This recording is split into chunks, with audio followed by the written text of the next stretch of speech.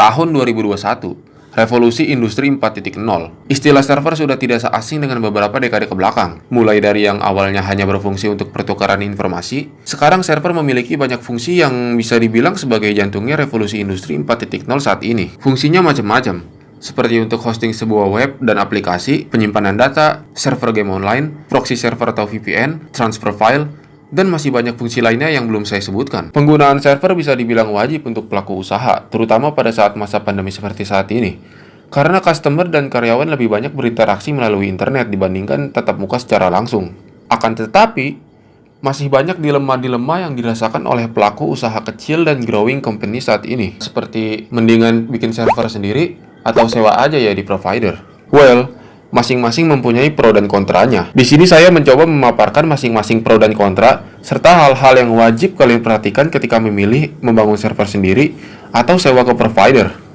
Oke, untuk on-premise, pro-nya adalah, yang pertama, memiliki akses penuh terhadap server, ya karena server dimiliki langsung oleh perusahaan. Yang kedua, data privasi lebih terjamin, karena hanya perusahaan yang bisa mengakses data-data di dalam server. Yang ketiga, bisa mengakses server tanpa internet, karena memiliki akses langsung ke server fisik.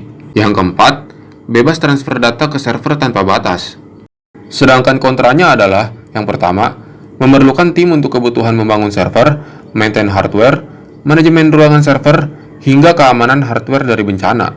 Yang kedua, security server tidak terjamin, karena pihak perusahaan yang harus menjaga server dari serangan hacker dan cracker. Yang ketiga, kendala backup server pada kondisi tertentu, seperti apabila terjadi bencana alam atau sesuatu yang tidak diinginkan, data-data server berpotensi hilang permanen. Sedangkan yang terakhir adalah, butuh biaya yang besar untuk membangun on-premise server, mulai dari hardware, lisensi software, rekrut tim IT, infrastruktur server, dan keperluan lainnya.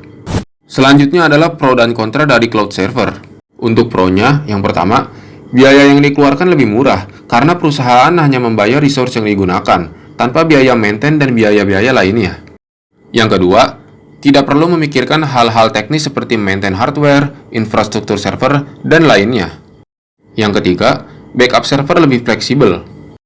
Yang keempat, security server lebih terjamin.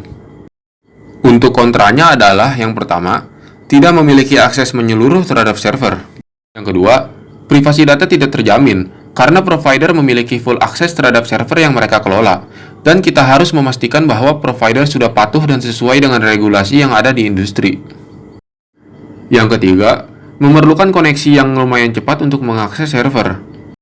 Sedangkan yang terakhir adalah, berpotensi server di takedown apabila tidak mengikuti SOP provider. Seperti kita membuat mail server untuk email blast, dan reputasi IP server menjadi rusak karena kelakuan yang kita lakukan.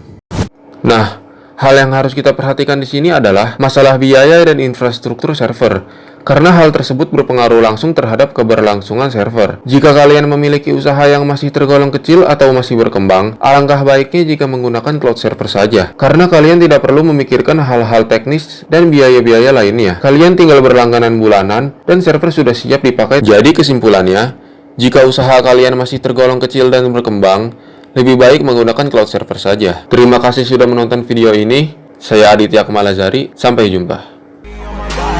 I'm an icon, and my girl about a 10. I should fuck her in a Benz.